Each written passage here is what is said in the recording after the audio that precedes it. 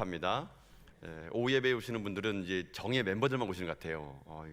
전학교에 오랫동안 예배 아니면 살 수 없는 분들이 오신 것 같은데, 여러분 날마다 여러분이 있는 자리가 예배 자리가 될 수 있기를 주님의 이름으로 축복합니다. 말씀이 들리는 자리, 말씀이 나의 삶을 이렇게 터치하는 그런 자리, 여러분 그런 자리가 복된 자리입니다. 여러분이 아무리 힘들고 어렵고 눈물 난다 하더라도 이 예배 자리를 사수하시는 가운데 여러분 삶이 예배를 통하여 회복되는 귀한 믿음의 종들 다 될 수 있기를 축복합니다. 오늘은 사도행전 8번째 시간입니다. 사도행전 8번째 시간으로 사도행전 8장 26절부터 40절 말씀을 가지고요, 한 사람을 위하여 라는 제목으로 하나님 말씀을 함께 나누도록 하겠습니다. 오늘 사도행전 8장에 나오는 주인공은 빌립입니다. 이 빌립은 예수님의 제자 빌립이 아니고요, 우리가 사도행전 보게 되면 7집사를 뽑았을 때 그 7집사 중에 한 분인 빌립 집사님의 이야기가 오늘 사도행전 8장에 나오게 됩니다. 빌립 집사도 우리가 알고 있는 스데반 집사님처럼 성령과 지혜가 충만했고, 그리고 모든 사람들로 칭찬받는 자였습니다. 그래서 그 당시 초대교회 때 구제와 또 봉사하는 일에 충성되기 교회를 섬겼던 사람이죠. 그러던 어느 날 함께 집사로 선출됐던 스데반이 복음을 전하다가 돌에 맞아 순교하게 됩니다. 이 일은 그 당시 초대교회의 큰 사건이었습니다. 최초의 순교자가 나왔으니 말입니다. 이 일을 통해서 예루살렘 교회는요, 핍박을 받게 됩니다. 핍박을 받아서 예루살렘에는요, 사도 외의 모든 사람들이 다 흩어지게 됩니다. 그런데 이 흩어지는 사건이 오늘 성경에 보게 되면요, 8장 1절에서 이렇게 기록되어 있는데, 여러분이 오늘 본문 말씀 8장 1절 말씀 같이 한번 읽어볼까요? 8장 1절 말씀은 우리 준비되지 않았을 겁니다. 여러분 성경으로 읽으셔야 합니다. 네. 자, 8장 1절 말씀 같이 한번 읽어봅시다. 자, 8장 준비됐습니까? 네. 8장 1절 같이 읽겠습니다. 시작. 사울은 그가 죽임당함을 마땅히 여기더라. 그날에 예루살렘에 있는 교회에 큰 박해가 있어 사도 외에는 다 유대와 사마리아와 모든 땅으로 흩어지니라. 아멘. 지금 큰 박해가 일어나니까 어떻게 했다 그럽니까? 사도 외에는 사마리아 윗땅으로 다 흩어졌다 그러죠. 여러분, 원래 예수님께서 성령님께서 예수님이 떠나시기 전에 제 아들이 한 말이 있습니다. 사도행전 1장 8절이 뭡니까? 오직 성령이 너에게 임하시면 너희가 권능을 받고 예루살렘과 온 유대와 사마리아와 땅까지 이르러 내 증인 되라, 이렇게 말씀하시고 예수님이 가셨는데, 근데 이 유대인들은요, 이 지금 현재 초대교회는요 그렇게 하지 않았던 것 같아요. 그냥 예루살렘만 머문 거예요. 지금요 유대인들에게만 복음을 전한 겁니다. 예수는 분명히 예루살렘과 온 유대와 사마리아와 땅까지 가라 그랬는데 이걸 안 들은 겁니다. 여러분, 그래서 어떻게 하느냐면 하나님이요 교회를요 핍박한 겁니다. 흩어지지 않으니까. 참 재미있는 거는 이 성경 말씀이요, 예수님께서 사도행전 1장 8절 말씀이 흩어져라, 예루살렘과 온 유대와 사마리아와 땅까지 가라 이런데 안 갔잖아요. 그러니까 1장 8절을요 탁 때려버린 겁니다. 1장 8절 때리니까 어떻게 됐습니까? 8장 1절이 된 거예요. 여러분, 8장 1절. 8장 1절 어떻게 됩니까? 떠날 수밖에 없어요. 안 가니까 박해를 줘가지고 떠납니다. 그래가지고 원래는 예루살렘과 유대에만 있던 이들이 1장 8절 거꾸로 하니까 8장 1절 된 거예요. 떠납니다. 이제 박해를 받아가지고 떠나는데 이 빌립 지사가 어디 갔냐면요, 사마리아를 갑니다. 사마리아에 가서 뭐 하느냐, 박해받아 피난 가서 사마리아에 갔는데 거기에서도 복음을 전합니다. 그랬더니 놀라운 일이 생긴 겁니다. 사마리아 사람들에게 성령이 임한 거예요. 사마리아는 이방 땅이기 때문에 유대인들이 가고 싶지 않은 땅입니다. 유대 사람들은 사마리아 사람들하고 상종을 하지 않아요. 원래 유대 사람들은 사마리아 사람을요, 원래 같은 유대인이었는데 저 옛날에 아수르란 나라에 의해서 북쪽의 이스라엘이 혼혈아가 돼버려요. 혼혈아가요. 그때 당시 그 사람들을 사마리아 사람 불렀기 때문에 정통 유대인들은요 사마리아에 살고 있는 사람들 유대인으로 취급 안 합니다. 그래서 그때부터 깊은 골이 갈라진 겁니다. 사마리아 사람들은 유대인과 다른 혼혈아들, 정통이 아닌 짝퉁들, 이렇게 바뀌어진 겁니다. 그러니까 이스라엘 사람들 입장에서 유대인들은요 자기의 민족과 자기들에게만 복음을 전하는 줄 알았는데, 이 빌립이 가가지고 그 사마리아 땅 가가지고 복음을 전했더니 성령이 임한 거예요. 너무 놀라운 역사가 사마리아 땅에 임하니까 이 예루살렘에 있는 교회에 있는 이 베드로와 요한이요 진짜 그런 거 아닌가를 보러 간 거예요. 갔더니 이게 웬겁니까? 정말로 성령의 역사가 사마리아 땅에 있는 거예요. 빌립이 거기 가서 목숨 걸고 복음을 전했더니 귀신이 도망가고요, 지체장애가 낫고요, 병이 떠나가고요, 기적이 사마리아 땅에 일어난 거예요. 이들은 도저히 이해가 안 된 겁니다. 어떻게 이런 사마리아 땅에도 기적이 일어나지? 그러나 성령의 역사는 그 사마리아 땅에도 일어나기 시작합니다. 교회가 너무너무 잘 되는 겁니다. 흥황합니다. 사마리아 온 땅이요 기뻐하고 기뻐했습니다. 그런데 그 사건 이후, 오늘 본문은요 그 사건 이후의 이야기가 기록되어 있습니다. 26절을 보면요 이렇게 모든 일을 다 승승장구할 때 그때 성령님이 빌립에 얘기합니다. 너 거기 있지 말고 떠나래요. 떠나는데 어디로 가냐? 광야로 가라 합니다. 광야로 가랍니다. 여러분, 빌립은 지금 현재요 지금 사마리아에 있는 지역에서 복음을 전하고 기적을 일으키고 온통 이곳에서 하나님의 역사를 만들어 가는데 갑자기 성령이 나타나 가지고 어떻게 하느냐? 광야로 가랍니다. 땅 끝으로 가래요. 광야길로 내려가라 그럽니다. 이 말을 들은 빌립이 어떻게 되느냐? 여러분 26절 말씀 볼까요? 26절요. 오늘 본문 말씀인데 26절 말씀을 한번 같이 한번 읽어봅시다. 읽습니다. 시작.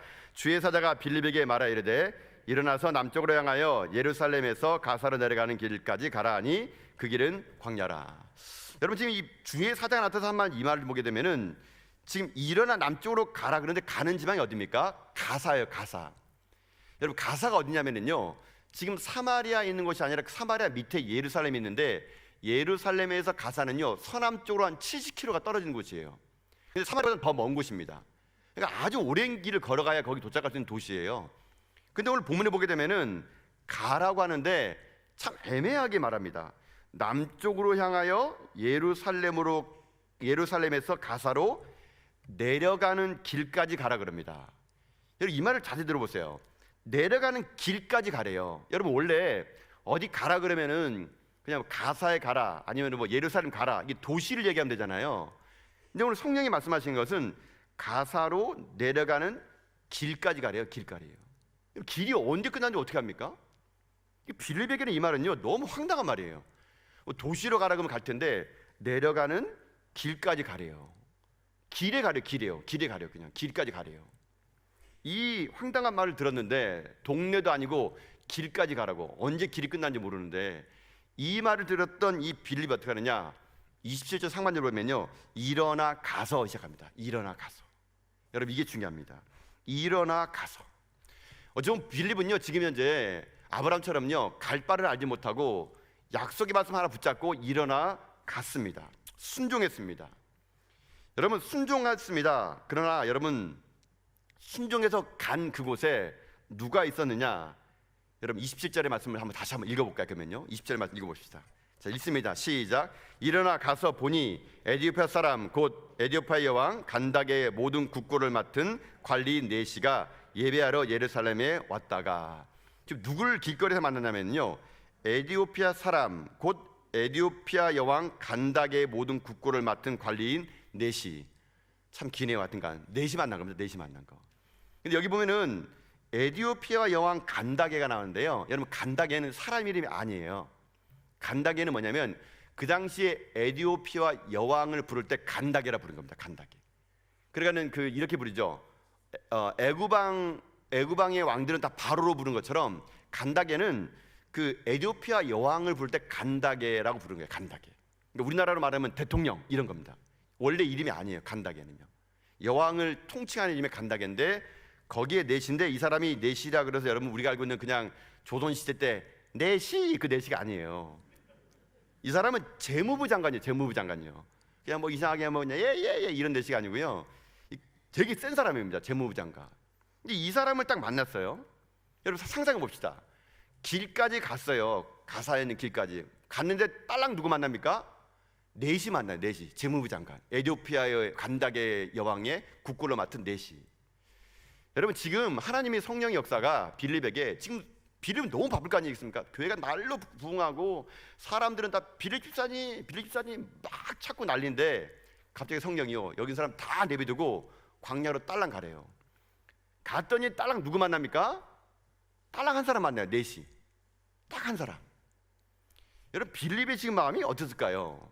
여러분 같으면 역시 여러분 지금 여기서 막 모든 중직을 다 맡고 있고 모든 일을 다 하고 있는데 저 강원도 산골짜기에 가가지고 여러분 나무꾼 만나오라 그러면 가겠습니까 여러분?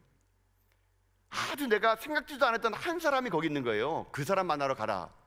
여러분 이 빌립에게는 이 말이 되게 황당했을 겁니다. 근데 빌립은 어떡하냐? 순종했습니다. 일어나 가서 보니 보니까 그 사람이 만난 거예요. 근데 여러분 이거 아십니까? 이 빌리 만났던 이 내시가요, 나중에 이 오늘 본문에 보게 되면은 빌리로부터 이 이사야 말씀을 해석을 받습니다. 그리고 예수님이 누군지를 깨달아요. 그리고 물에서 세례를 받습니다. 제가 나중에 이 사람을 찾아봤어요. 이 사람 도대체 진짜 인물인가? 여러분 에티오피아 정교회 홈페이지 가게 되면은요, 그 당시에 교회 역사의 최초의 에티오피아 정교회 시초가 누구냐면은 오늘 성경에 나오는 이 내시라 그럽니다. 이 내시래요. 이 내시를 보니까 빌립이 이 내시 한 사람에게 복음을 전했더니 이 내시가 돌아가서 여왕을 전도했고 에티오피아 전 국민의 45%가 기독교 국가로 만드는데 누굴 썼느냐? 이 내시 썼대요. 역사적으로 이 한 사람이 변화됐더니 국가가 달라지고 나라가 달라진 일을 썼다는 겁니다.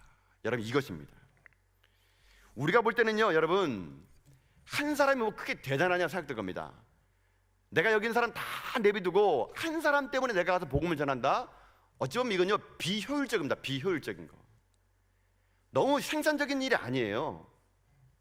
빌립이 지금 현재 이 사마리아 땅에서 복음 전도하면 더 많은 사람을 복음할 수 있는데 하나님의 역사는요 그게 아니었습니다. 하나님의 역사는요 한 사람을 위해서 빌립을 보낸 거예요.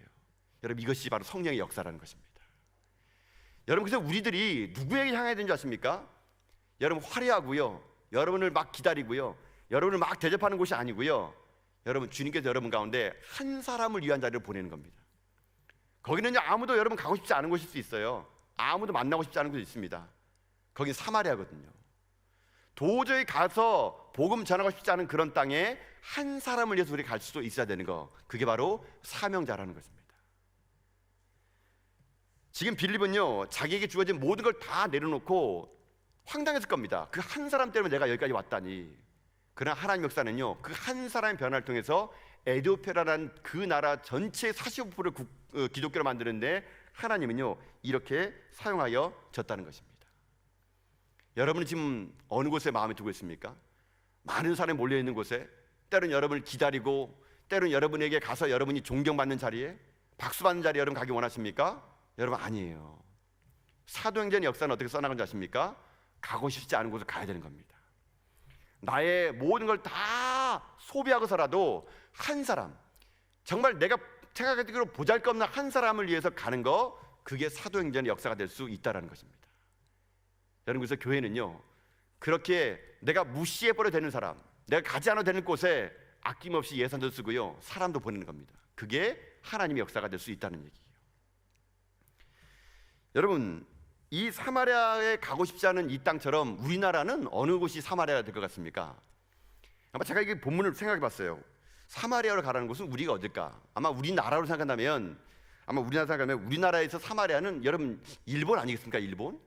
여러분 일본이 구원받는 거 좋아하세요? 안 좋아하세요? 이 표정은 다 안 좋아한다는 얘기시네. 그러니까요. 예?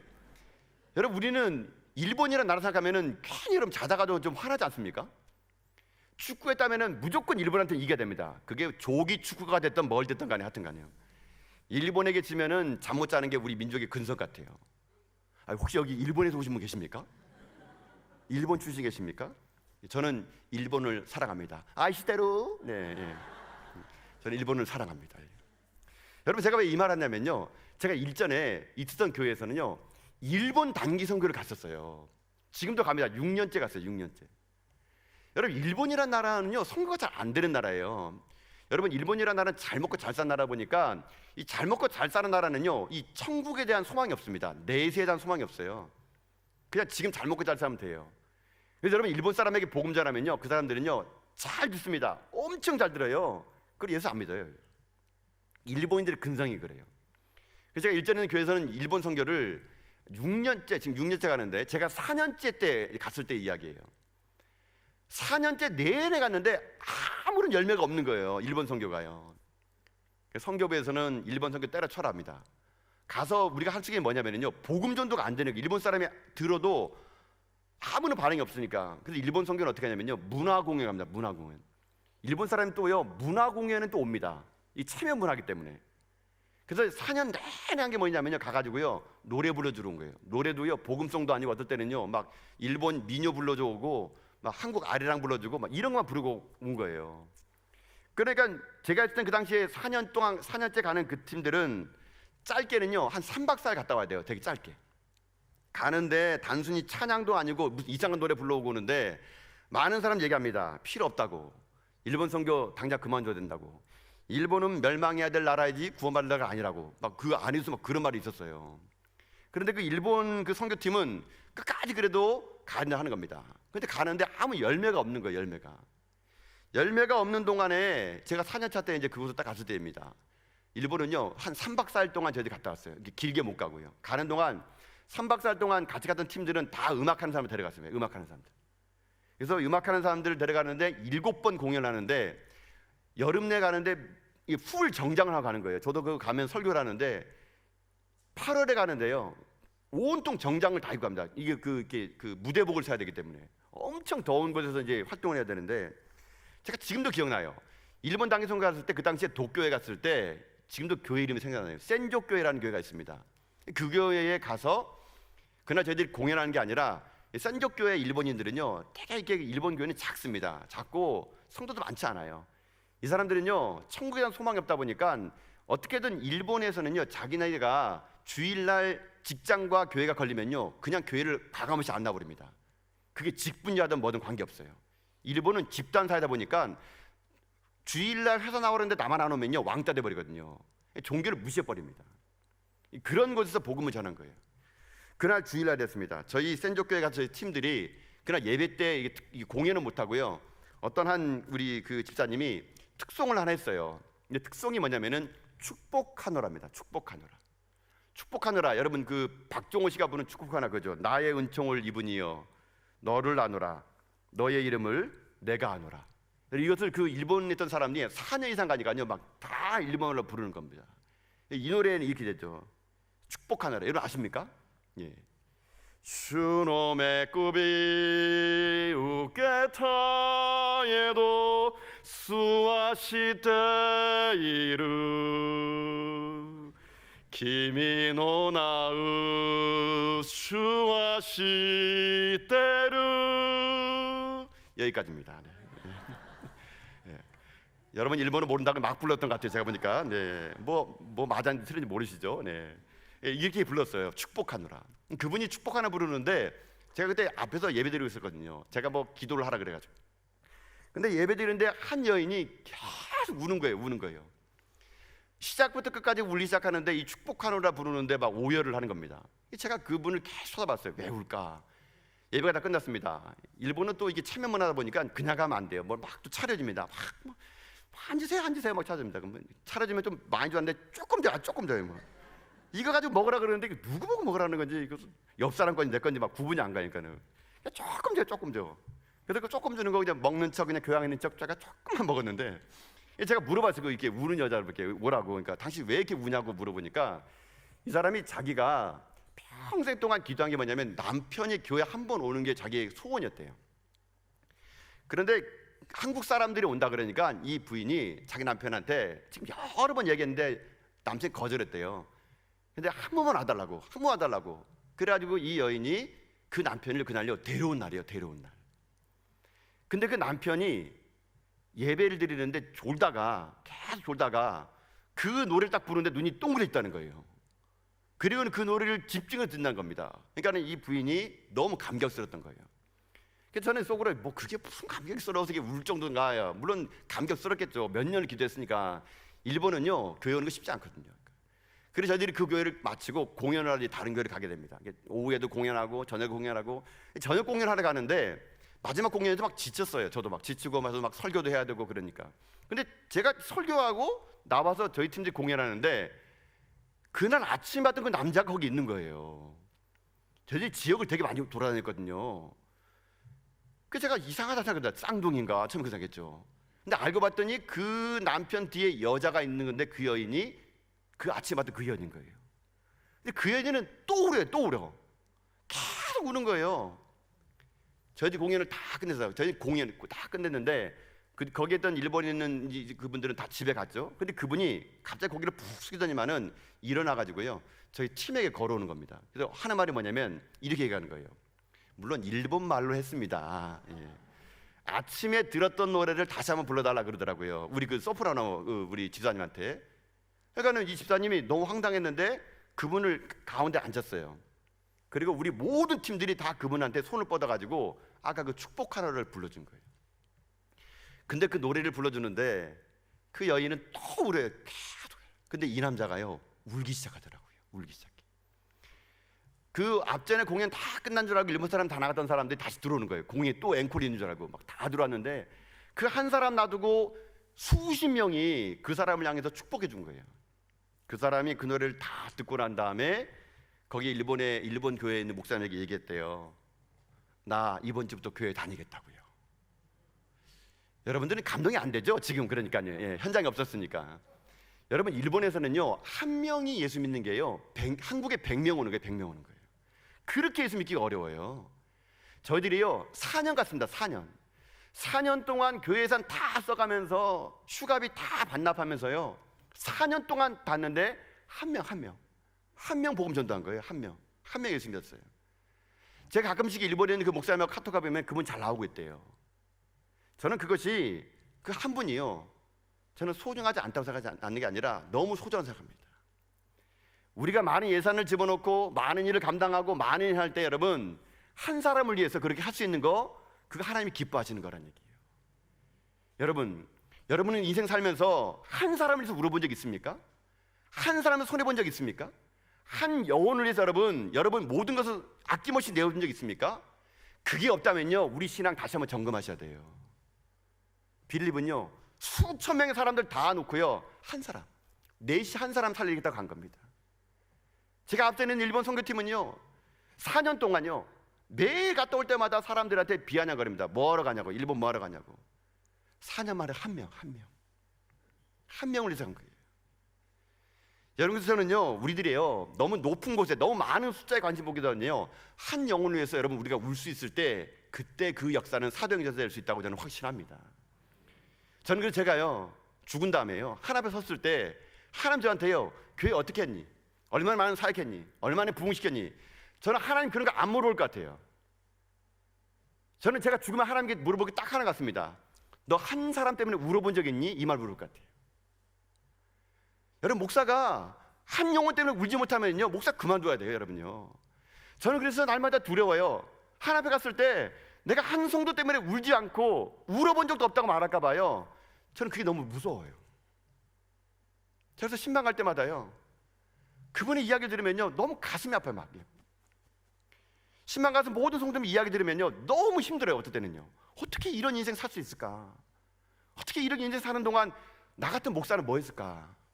성도는 지금 현재 척추가 다치고 목뼈가 부러져가지고 몇 년 동안 못 걸어가면서 그 집에 그렇게 있는데 목사는 모르는 거예요. 제가 몰랐어요. 제가 너무 그분에게 죄송하고요 돌아오는 내내 하나 앞에 목사 맞나 내가? 지금 우리 성도는 그렇게 힘들어가고 울고 있는데 한 영혼에서 울지 못하고 제가 너무 나태한 건 아닌가? 자 그래서요 신방 가면요 그냥 못 오겠다라고요. 그 한 집 가면은요 그분 이야기 다 듣고 싶어요. 하지만 저의 부족한 위로의 말을 통해서 그분이요 일어났으면 좋겠어요. 근데 참 하나님은 은혜 주셔가지고 신방 가는 집마다 많은 성도님들이요 자기 아픔, 자기의 눈물, 내가 왜 이런 말까지 목사님 하는지 모르겠네요 이런 말들을 계속 하는데요 참 그때 하나님 역사가 그 신방 가는 가정안에 저는 있다고 저는 믿었습니다. 제가 돌아올 때마다 항상 기도해요. 하나님 한 영혼에서 울지 못하면 저 목사 그만두게 해주세요. 여러분 저만 그러겠습니까? 우리 믿음의 성도님들 다 그래야 됩니다. 여러분 구역장이세요? 여러분 직분 받은 자세요? 여러분 구역을 한 사람에서 울어야 됩니다. 한 사람에서 울지 못하면은요 우리 가짜예요. 여러분요 여러분 빌립은요 다 포기하고 한 사람에서 간 거예요. 한 사람.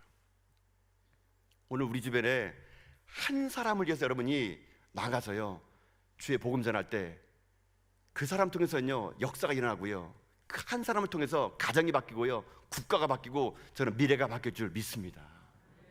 여러분 모두 다가 이런 빌립 집사님처럼 한 사람을 위해서 아낌없이 여러분의 모든 화려한 자를 다 내려놓고 광야 끝길까지 갈 수 있는 여러분 다 될 수 있기를 여러분 주님의 이름으로 축복합니다.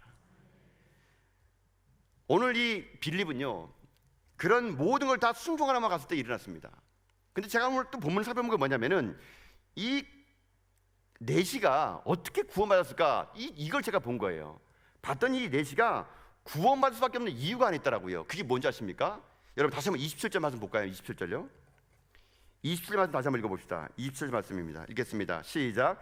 일어나 가서 보니 에디오피아 사람 곧 에디오피아 여왕 간다게의 모든 국고를 맡은 관리인 내시가 예배하러 예루살렘에 왔다가. 여러분 봐보십시오. 제가 오늘 주목한 거는요, 이 내시가 어떻게 구원받냐면 뭐 하다가 왔습니까? 예배드리다가. 제가 이걸 보니까 오늘 본문에 제가 두 가지를 잡아봤습니다. 하나는 한 사람을 위한 거고요, 또 하나는 예배드리는 자를 통해서 하나님 역사하신다는 거. 여러분 지금 이 사람이 지금 에티오피아에서 예루살렘까지 예배드리러 왔대요. 제가 또 가만히 있을 수 있습니까? 거리를 재봤습니다. 얼마큼 멀나. 제가 보니까 구글맵으로 딱 쳐봤어요. 에티오피아에서 예루살렘까지. 여러분 거리가 몇 킬로인지 아세요? 4,196.5km래요. 상상이 되십니까? 상상 안 되시니까 우리가 와도 안 나오죠. 너무 머니까. 자동차로 이 거리 오려면요 84시간. 아직도 와가 안 되는군요. 그러면 걸어서는요 778시간이에요. 이거 계산해 보니까 32일. 한 달 꼬박 걸어야 오는 거리가 예루살렘 거리래요. 그러니까 그 당시 도로가 좋았겠습니까? 이게 지금 제가 계산한 게 32일이에요. 주요 도로로 왔을 때 기준이지 그 당시엔 도로가 안 좋았겠죠. 아마 제가 모르긴 몰라도 좋게 이 사람은요 한 50일은 걸렸을 것 같아요. 50일. 예배드리러 50일이에요. 50일. 저는 이것이 이 에티오피아 간다게의 모든 국고를 맡은 내시가 구원받을 수 있는 하나님의 은혜였다고 생각합니다. 여러분 예배는요 희생이 따라야 돼요. 희생이 따라야 돼요. 예배는 여러분 희생이 따를 때요 예배 깊이가 달라지거든요. 여러분 쉽게 생각해 봅시다. 여러분 오늘 교회 올 때 몇 분 걸렸습니까? 오는데 가까이 계신 분들 계시겠죠? 근데 여러분 우리 전화교회 예배드리는 모임은 저기 멀리에서 오신 분들 계세요. 저기 경주에서 넘게 계신 분이 계세요. 1시간 넘어서 교회 오신 분이 계세요. 여러분 그분이 와서 예배드리는 감격과 그냥 가까이서 와서 예배드리는 감격, 물론 가까이 계시다 그래가지고 예배를 소홀히 한다는 건 아닌데요, 다르다는 겁니다. 다르다는 거. 여러분 예배는요 희생이에요. 희생. 구약의 예배는요 자기를 드리는 겁니다. 여러분 제가 왜 이분을 이야기를 이렇게 보면서 제가 감동 먹었냐면요, 제가 일전에 어떤 아프리카 선교사님한테 사진 한 장을 봤는데 참 너무 감동스러웠어요. 그 사진 딸랑 한 장 보내줬는데 처음에 이게 무슨 사진인가 봤더니 설명을 들으니까 감동스럽더라고요. 어떤 여자가 있는데, 어떤 여인이요, 머리에 특이한 걸 매서 그래요. 제가 의자를 맸어요. 의자를요. 뒤에는 아기를 안고요, 한 손에는 또 아기를 안고요, 허리에는요 식량을 쌌던 거예요. 이게 제가 이 사진 무슨 사진인가 물어봐서 성교사님한테 이게 무슨 사진입니까? 성교사 하는 말이, 이 여인이 어떤 여인이냐면 예배 드리려고 3일 길을 걸어온 여자래요. 아프리카에서 3일 길을 걸어오는 동안 식량이 6일치를 허리에 메고요, 아기를 뒤에 얹고요, 하나의 손에 잡고요, 의자는요 예배 드릴 공간이 없으니까 의자를 갖고 온대요. 자기는 전부 다 의자를 머리에 이고 3일 길을 걸어와가지고 예배를 드린대요. 그 사람들 예배 1시간 아닙니다. 하루 왼종일 드려도 부족하대요. 그렇게 하루 왼종일 드리고요, 또 3일 길을 가야 돼요. 애 없고 중간에 길에서 자야 돼요. 노숙하고 손 잡고 머리 다시 의자 얹고 3일치 식량 다시 허리에 싸고 3일 길을 또 가야 집에 갈 수 있대요. 제가 그때 그 사진 보면서 참 제가 저의 예배를 다시 한번 점검해봤습니다. 나는 이런 간절함이 있었을까? 나는 이런 희생이 있었을까? 편하게 예배드리고 모든 것이 다 좋은 환경에서 예배드리는 가운데 나는 이런 감격이 있었을까? 여러분 여기 모르긴 몰라도 여러분 그냥 편하게 가서 예배드리는 분과 핍박과 박해 속에서 예배드리는 사람은요 삶이 틀릴 겁니다. 한 번 더 얘기해 볼까요? 제가 일전에 예배드린 것 같은데, 제가 앞서서 예배드릴 때, 앞전 교회에서 예배드릴 때요, 어떤 한 여인이 있었는데 이 여인이 예배드리는데 행세가 너무 좀 집에서 그냥 막 입은 옷을 입고 오시는 거예요. 그 여자분이요. 어떨 때는 제가 볼 때는 몸빼 바지에다가요 막 이상한 러닝 하나 입고 슬리퍼 신고 오는 거예요. 그리고 항상 드리는 거는 검은 비닐봉지 하나. 그리고 예배도 중간에 막 나가요. 그 예배도 어떨 때는 주일날 못 오고요, 저녁에 왔다가 수요일 왔다 갔다 하는 거예요. 제가 처음에 그분 모습 보면서 무슨 저런 예배자가 됐나, 한 세상 원래면 그래 뭐 하나도 가디건을 거치던가 운동화를 신고 오는데 맨날 슬리퍼에다가 몸빼 바지에 아니면 고무줄 치마에 거무비공주에 덜렁덜렁 가는데 꼭 거기면 대파 하나 있고 머리는 그냥 이렇게 뭐 까치머리하고 오고 제가 너무 궁금했어요. 자주 오니까 물어봤어요. 저 사람 누구냐고 도대체. 제가 알고 봤더니 그 여인이 누구냐면요, 예전에 교회를 잘 다녔는데 믿지 않는 남자가 결혼했대요. 믿지 않는 시댁으로 갔대요. 근데 자기가 주일날 금요일 저녁이나 수요일날 예배 드리고 싶은데 예배 드리러 가면 맞는데요, 남편한테. 너무 예배 드리고 싶은데 예배 드리러 갈 수 없는 거예요. 그러니까 이 여자가 어떻게 생각했냐면요, 나 여기 시장 갔다 오겠다고.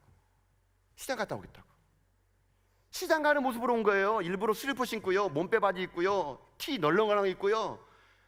혹시나 남편에게 시장 갔다 왔는데 증거를 내야 되니까 가가지고 아무 대파나 담아가지고 비닐봉지 덜렁덜렁 해가지고요 예배 드리려고 뒤에 앉아 쪼그려서 예배 드리는 거예요. 여러분, 이 여인이라고 하나님께 나오는데 예쁜 옷 입고 구두 신고 정장 입고 성경책 안 들고 싶겠습니까? 예배 드리고 싶어가지고요 다 수치스러운 것도 다 이겨내면서 비닐봉지 안에 대파 넣고 헐레벌떡 와가지고요 말씀 듣고 그냥 또 헐레벌떡 도망가는 거예요.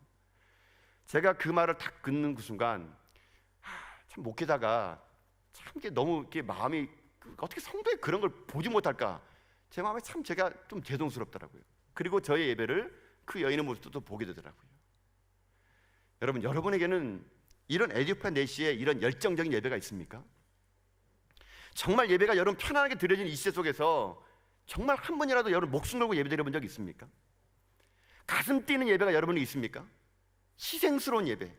내가 이 예배 드리려고 얼마나 내가 힘들었는데, 내가 직장을 휴가를 내면서, 내가 직장에 반차를 내면서 이 예배를 위해서 여러분 온 적이 있습니까? 여러분, 우리에게 이 예배가 회복돼야 돼요.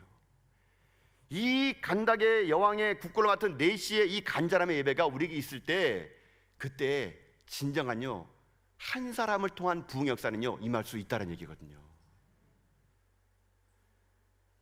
저는 여러분의 인생의 삶에 이런 희생적인 예배가 여러분 임할 수 있기를 주님의 이름으로 축복합니다. 신령과 진정을 드리는 예배는요 희생이 있어야 돼요. 대가를 지불해야 돼요. 예배로 인해서 내가 손해를 봐야 돼요. 그럴 때 드리는 예배는요 여러분 눈물겨웁니다. 하나하나 예배 드릴 때마다요 지루할 수가 없어요. 전 여러분에게 이런 예배가 회복될 때 여러분 한 사람의 변화를 통해 가지고요 여러분 가정이 달라지고 여러분 직장이 달라지고 이 나라 이민족이 달라지는 하나님의 거룩한 믿음의 정도를 다 될 수 있게 주님의 이름으로 축복합니다. 그래도 이 오후 찬양 예배까지 오신 분들에게는 정말 여러분에게는 4시에 그 간절함의 예배 마음이 있는 것 같아요. 여러분 주일 1, 2부 예배 드리면 끝 아니겠습니까? 뭐하러 여러분 이 저녁까지 이 오후 찬양까지 뭐하러 여러분 오셨습니까? 저는 여러분 마음에 오늘 이 4시의 마음이 있다고 믿습니다. 여러분 이 예배를 사수하셔야 됩니다. 이 예배에 목숨 거셔야 돼요. 내가 드린 예배가 인생의 마지막으로 드린다는 예배를 가지고 예배의 심령을 가지고요 여러분 예배 드릴 때 하나님은요 여러분을 빈손으로 안 보냅니다. 여러분 지금 이 4시 보세요. 자기가 예배 드리는데 무슨 말인지 모르는 거예요. 가는 내내 이사해서 보는데 이해가 안 되는 거예요. 그때 어떡합니까? 하나님이요 빌립을 보내잖아요. 가라고, 그 4시를 만나라고. 빌립이 4시를 만나가지고 그 말씀이 이해가 되니까 이 4시가 어떡합니까? 내려서 마차 내려가지고 세례를 받게 됩니다. 여러분 저는 그것 같아요. 하나님은요 예배 드리는 자들요 빈손으로 안 보냅니다. 여러분 믿습니까? 이 4시가 자기가 답답함을 가지고 성경을 해석이 안 되는데 하나님은요 생각지도 못한 빌립이라는 사람을 동원해가지고 그걸 해석해가지고 세례를 받게 해줬어요. 빈손으로 안 보냈다는 얘기예요. 오늘 여러분 예배 드리러 올 때 빈손으로 왔습니까? 하나님이요 여러분 빈손 절대로 안 보낼 것입니다. 오늘 이 예배 때 채워지지 않으면요 여러분 집에 갔을 때 누군가를 통해서 하나님은요 여러분 빈손을요 채워줄 하나님을 믿습니다. 그게 누구에게 임할까요? 예배 드리는 자들에게. 하나님을 예배하는 자들에게 하나님은요 결코 여러분 빈손을 가지 못하게 하고 하나님은요 채워주시고 갚아주는 역사가 임할 것을 믿습니다. 여러분 모두가 그런 가슴 뜨거운 예배를 드리는 사람 되시고 진정한 예배 회복을 통해서 여러분 삶이요 누군가에게 감동이 되시고 이 땅 가운데 한 사람을 위해서 울 수 있는 저 여러분 다 될 수 있기를 여러분 주님의 이름으로 축복합니다. 기도하겠습니다.